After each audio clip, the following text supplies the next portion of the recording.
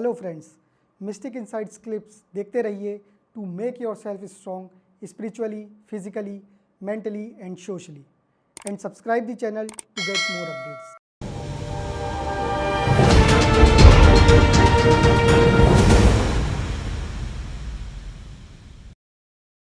अब पता है एफआईआर में 2-2 महीनों के नाम बच्चों के नाम है। अच्छा, वो भी वायलेंस कर लेते हैं 2 महीने के बच्चे, 2 जो महीने खुद का हाथ नहीं हिला पाते, उनके नाम में, कुत्तों के नाम में है एफआईआर में। अच्छा, वो क्या नाम बोलते हैं, उसकी वाइफ ने, सोमनाथ भारती की वाइफ ने तो डाल था, कुत्तों से कटवाते थे ना प्राइवेट पार्ट्स में, हो उन्होंने तो ये डाला था एफआईआर में। तो मतलब बातें बिल्कुल तो ओपन बहुत है, हैं। कुछ भी बोल कुछ दो, भी, लिखवा दो अरे बस। एक महिला ने बोला था कि मैंने सपने में देखा कि ये लड़का मेरा रेप करने वाला है। वो पहुंच गई थी पुलिस स्टेशन, सपने में देखा था कि लड़का मेरा रेप कर देगा। एक महिला ने एक फौजी को थप्पड़ पे थप्पड़ मार दिया। थप्पड़ पे हमने बहुत है उसके ऊपर हमने आवाज उठाई, कैसे तुमने फौजी का थप्पड़ मार दिया? बेचारा 24 घंटे देश की सुरक्षा में लगा हुआ है।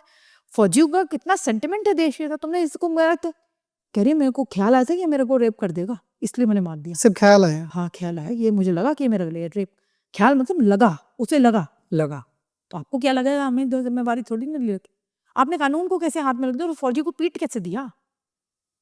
सादत अली जो लखनऊ की रेड लाइट पे लड़का खड़ा था, उसको, वो कैब ड्राइवर है भाई, कैब ड्राइवर कितने कमा लेता है? छोटा मोटा, वो भी लखनऊ की कैब ड्राइवर था, वहां खड़ा 22 थप्पड़ मारती है एक लड़की। अरे भाई क्यों मारा 22 थप्पड़? और वो कह रहा है कि मेरी माँ ने ऐसी तालीम नहीं दी कि मैं वापस थप्पड़ मारूं, तो वापस थप्पड़ मारना मुझे भी आता है, लेकिन मेरी माँ ने ऐसी तालीम नहीं दी। ये सुन के अच्छा लगा मुझे, लेकिन इस पे हैरानगी हुई कि आखिर 22 थप्पड़ मारी है और सारे वीडियो प्रूफ्स भी आ गए। हमने बड़ी आवाज उठाई थी, हमने वहां पे लखनऊ के पुलिस अधिकारियों से बड़े बड़े बात करी, ईमेल्स लिखी। तो हमने कहा कि भाई ये तो बड़ा गलत, लड़की के ऊपर तुरंत गिरफ्तारी होनी चाहिए लड़की की, तो पता नहीं कितनों को कूट देगी, आगे क्या क्या करेगी, इसका मनोबल तो बहुत बढ़ जाएगा। क्योंकि सारे वीडियो प्रूफ्स आ गए थे। पहले तो उसने उसको बना दिया, तो खूब पिटा, तो उसको पुलिस ने लॉकअप में डाल दिया था। सादत अली का भाई जब पता करने आया तो उसको भी लॉकअप में डाल दिया। रात को 10,000 रुपए भी ऐंठे थे उनसे। तो हमने कहा कि भाई इसकी गिरफ्तारी होनी चाहिए चीफ वो कमिश्नर साहब से। तो सिर्फ ये हुआ था कि एक एफआईआर दर्ज हुई थी उनके खिलाफ, बड़ी कम धाराओं में हुई थी, और इस लड़के ने आज तक के ऊपर खड़े होकर कहा था मैं आत्महत्या कर लूंगा अगर इस लड़के को गिरफ्तार ना किया गया, क्योंकि मेरी पूरी जो रिस्पेक्ट है, मेरी रेपुटेशन, चाहे कैब ड्राइवर की रेपुटेशन तो सबकी होती सबका है, अपना एक सम्मान, सबका एक अपना सा, मेरा सारा सम्मान खत्म कर दिया, मेरी डिग्निटी खत्म कर दी। तो भी किसकी गिरफ्त, उसने कहा मैं आत्मदाह कर लूंगा, मैं मर जाऊंगा, फिर भी गिरफ्तारी नहीं हुई थी। नहीं, कोई एक्शन नहीं लिया है। आज वो लड़का तो मुझसे दिल्ली मिलने आया था 2 साल पहले, उसको कुछ मदद चाहिए थी, हमने उसकी मदद भी करी थी, और आज वो देश छोड़ के जा चुका है, देश छोड़ के। इस वजह से, इस वजह से, कुछ हो ही नहीं, इस वजह से, क्योंकि वो कैब ड्राइवर था, उसको और कुछ आता नहीं था, इसका लाइसेंस भी उन्होंने रख लिया था। और उसके बाद आप समझ सकते हैं कि इतना फोटो वायरल जब हो जाता है सही, तब उस पुरुष को आप काम मिलेगा, आप सोचिए।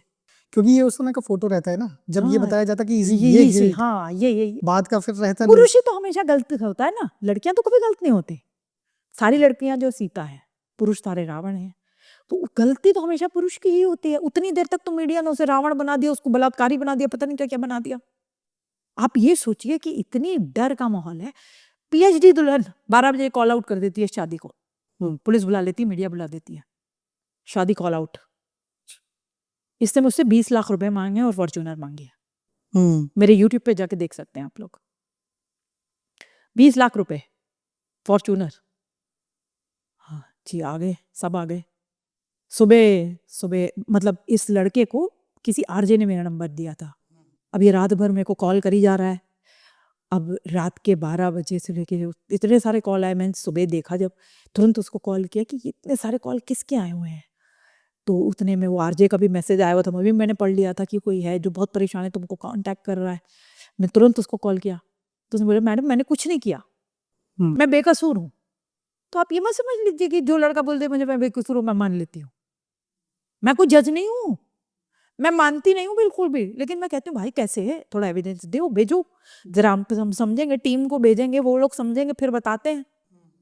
फिर हमने अब उतनी सुबह तो मेरे पास, मैंने सोचा कि इसको अर्जेंट बेसिस मैं खुद करती हूँ इस काम को। मैंने खुद देखा, उसने एविडेंस भेजे, वॉइस रिकॉर्डिंग भेजी, कुछ डॉक्यूमेंट्स भेजी, कुछ डॉक्यूमेंट्री प्रूफ्स थे उसके पास। उसमें मुझे समझ आ गया कि लड़की झूठ बोल रही है। मैंने फ़ोन किया पुलिस स्टेशन, वहाँ उनको बोला कि सर मैं, ये रहा लड़का जिसको आपके पास है, और लड़की ने कंप्लेंट डाली है, और महिला थाने वाली आई थी सुबह, मिस दलाल, वो बोल गई हैं कि माँ बाप को गिरफ्तार करो, लड़के को तुरंत गिरफ्तार करो। मैंने कहा सबसे पहले तो माँ बाप का क्या कसूर है, लड़की लड़के का मामला है।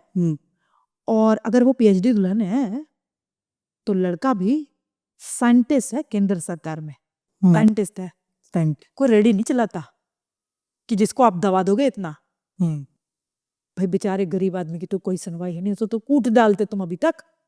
लेकिन ये साइंटिस्ट है केंद्र सरकार में, और मैं आ रही हूँ आपके पास, ईंट से ईंट बजा दूंगी अगर इसकी गिरफ्तारी माँ बाप की करी तो। लेकिन इतना देर में इसके सारे समाचार पत्रों में इसका फोटो वायरल, ये तो सबसे बड़ा दहेज लोभी बन गया।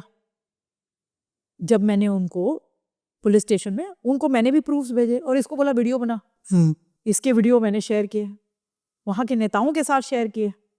मैंने इतना प्रेशर डाल दिया कि एक गिरफ्तारी रोक दी इसकी, नहीं तो इस लड़के की गिरफ्तारी तो होनी, तो बहुत मीडिया में हाइप क्रिएट हो गई थी। मीडिया में हाइप क्रिएट करने का यही उद्देश्य होता है कि जल्द से जल्द गिरफ्तारी हो, तो गिरफ्तारी रोकी। और उसके बाद दूसरे दिन लड़की ने तो केस वापस ले लिया। अगर वो इतनी सच थी तो केस भी वापस ले लिया, क्यों ले लिया, क्या हो गया था? इससे पता चलता है दूध का दूध पानी का पानी, कि फर्जी केस डाला था इस लड़के को परेशान करने के लिए। लड़का बच गया, मैं तो कहूँगी बच गया, पहले बच गया। लेकिन जब मैंने उसने मुझे धन्यवाद देने के लिए कॉल किया, तो मैंने उससे बोला, उसने बोला कि मैं आपका बहुत बहुत धन्यवाद करना चाहता हूँ। मैंने बोला धन्यवाद नहीं करना, पर्जरी का केस डाल तुरंत, पर्जरी, तूने जो कहा मैंने तुरंत किया, उतने ही तुरंत तू पर्जरी का केस डाल। क्योंकि अक्सर आपको जो लॉयर्स मिलेंगे ना, वो कहेंगे कि सब कुछ ठीक है, लड़कों के पास पर्जरी डालने की है तो डाल सकते हैं, डालते क्यों नहीं लड़के भाई? अरे भाई लड़का तो थक टूट जाता है एक बार जेल और कानून और ये सब देख देख के, पुलिस कचहरी देख करके एक ही बार इतना कानून में टूट जाता है, मरने की हालत हो जाती है, बैंक खाली हो जाते हैं, प्रॉपर्टियां बिक जाती हैं, रेल पटरी पे लेट जाता है। अभी भी रेल पटरी पे लेटे हुए लड़के की कल आप वीडियो देख लीजिएगा, कल डल जाएगी मेरे यूट्यूब पे। रेल पटरी पे एक लड़का लेट गया था और उसने मर गया 2 महीने की शादी के बाद, 2.5 महीने की शादी, वो कल डाल दूंगी मैं उसको, अब मेरे टीम पे गई हुई है एडिटिंग के लिए, वो कल डल जाएगी। तो आप सोचिए, तो अगर इस तरीके से हो रहा है तो कितने लड़के रेल पटरियों पे मरी जा रहे, फैमिलीज भी मरी जा रही, लेकिन हम सुनवाई कहीं नहीं हो फिर रही। केस डाला उसने? तो उसने जब केस डाला, मैंने कहा, बोला नहीं मैडम, मेरे भाई बहन हैं जिनकी शादी होनी और मेरी नौकरी है, मुझे नौकरी करनी है और मैं बड़े गरीब परिवार से हूँ, उन भाई बहनों की शादी होनी, मेरी शादी तो अब कभी नहीं होगी, क्योंकि मेरी फोटो तो वायरल हो गई सब जगह। मैं तो दहेज लोभी हूँ, मरते दम तक दहेज लोभी रहूंगा, लेकिन मेरे भाई बहन की शादी होनी है। ऐसे ही जब मैं आपको रिपब्लिक के वो जो बता रही थी ना केस, जब मैंने उनके माँ बाप को बोला था, उनके पिताजी से मेरी बात हो रही थी और उनकी बहनों से, तो उनके पिताजी के लास्ट वर्ड्स थे, करना तो हम बहुत कुछ चाहते हैं, लेकिन बेटा करें क्या, ये बहनों की शादी करनी है, तो वो शादी में बड़ी दिक्कत आएगी। हम छोटी जगह से बिलोंग करते हैं, कनपुर हयात, तो कैसे होगा फिर?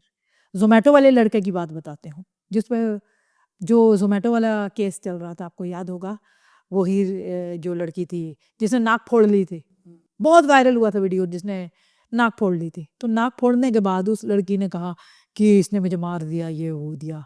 फिर आपको पता है सोनाक्षी सिन्हा और तमाम पता नहीं अरबाज खान और कौन कौन से, ये सलमान खान का भाई और कौन कौन से सेलिब्रिटीज कूदे थे। पहले तो सबने लड़की के लिए कहा था, दूसरे सभी लोगों ने कि बड़ा गलत हो गया, बड़ा गलत हो गया। मेरे पास भी वीडियो आया था, तो मैंने उस वीडियो का एनालिसिस करके, इससे जोमेटो वाले लड़के से बातचीत करके, मेरा तो ये वर्जन आया था कि सब फर्जी है, सब झूठ है, ये फिर एक ये इंस्टाग्राम पे और फॉलोअर्स बढ़ाने की एक निंजा टेक्निक है। जैसे ही मैंने ये लिखा तो मुझे बहुत सारे कॉल, 10-20 कॉल आ गए उसी दिन।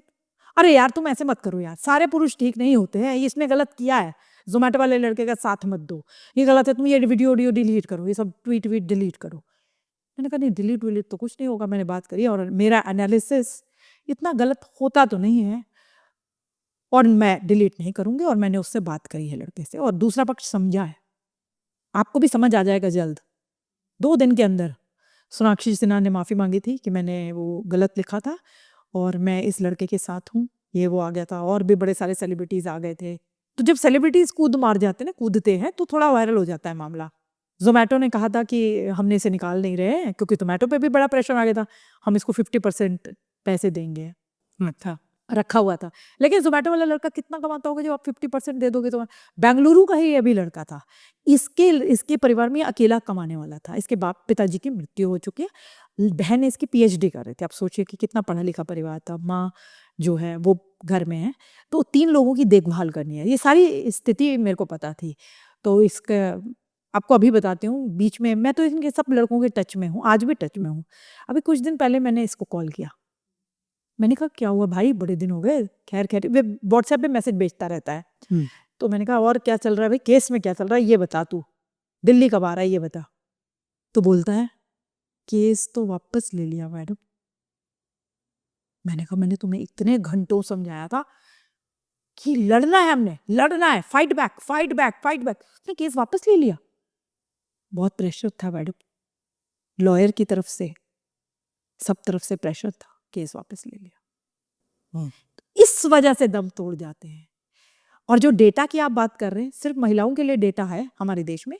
मुझे याद है, मुझे एक बार राज्यसभा टीवी पे डिस्कशन के लिए बुलाया था जेंडर स्टडीज पे। तो मैंने कहा था कि आपके पास डेटा तो है ही नहीं। जब पुरुषों के लिए आपके पास कोई डेटा ही नहीं है तो आप बातचीत क्या करोगे? आपके पास महिलाओं का डेटा है। ऐसे इन्होंने पुरुषों के लिए कहीं पे भी इनके पास डेटा नहीं कलेक्ट करते। जो मैं बार बार मेंस कमीशन की बात कर रही हूँ, तो मेंस कमीशन में यही सब काम होंगे।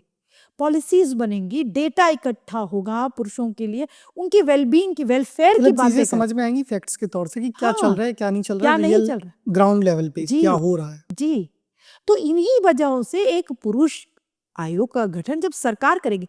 अब ये बताइए, इतने मेंटल डिसऑर्डर, इतना ज़्यादा परेशानियों में से, मेंटल ट्रॉमा में से गुजर रहा था। अब ये मातुल की बात करें, mental trauma not disorder, mental trauma इतनी ज़्यादा परेशानियों में गुजर रहा था। जो कोर्ट डेट जाना है, आखिर आपको वो लगता है कि प्राइवेट कंपनी में काम करना इतना आसान है? एआई इंजीनियर कितना बड़ा काम करना होता है, कंपनी संभालनी है, माता पिता को भी देखना है, बच्चा बीवी सब कुछ देखते हुए, आपको काम करते हुए, आपको कोर्ट डेट्स पे भी अटेंड करने जाना है, सब कुछ करते हुए आप इतने मेंटल ट्रॉमा में होते हो। एक तो पुरुषों के ऊपर ना बहुत प्रेशर होता है। किसका प्रेशर? बॉस का प्रेशर, फैमिली का प्रेशर, गर्लफ्रेंड का प्रेशर, सोसाइटी का प्रेशर, दोस्तों का प्रेशर, रिलेटिव्स का प्रेशर, गर्लफ्रेंड का, बीवी का, इतने सारे प्रेशर्स में कोई काम कर रहा होता है। उसमें इतने मल्टीपल प्रेशर में से मल्टीपल केसेस हैंडल करना तो बहुत ही ज़्यादा मुश्किल है। तो एक तो स्पीडी ट्रायल नहीं होता, उसकी वजह से सिस्टम पूरा जो है ओवरऑल इसकी ओवरहॉलिंग की ज़रूरत है। ये तो मैंने अक्सर आपको बता दिया। लेकिन यहाँ पर अतुल जैसे लोग जो मेंटल ट्रॉमा में गुजर रहे होते हैं, इनकी काउंसलिंग क्यों नहीं करते? एक हेल्पलाइन नंबर क्यों नहीं देते? काउंसलिंग करो ना। अच्छा चलिए, इनकी तो काउंसलिंग करिए। जो लोग फर्जी केस में फँस गए, कोर्ट को भी पता है कि ये एक फर्जी केस था, कोर्ट को पता है, उनको रिहैबिलिटेट क्यों नहीं कर रहे हैं? उनके बारे में आप कुछ बात ही नहीं, आप कंस्ट्रक्टिव कोई बात ही नहीं कर रहे।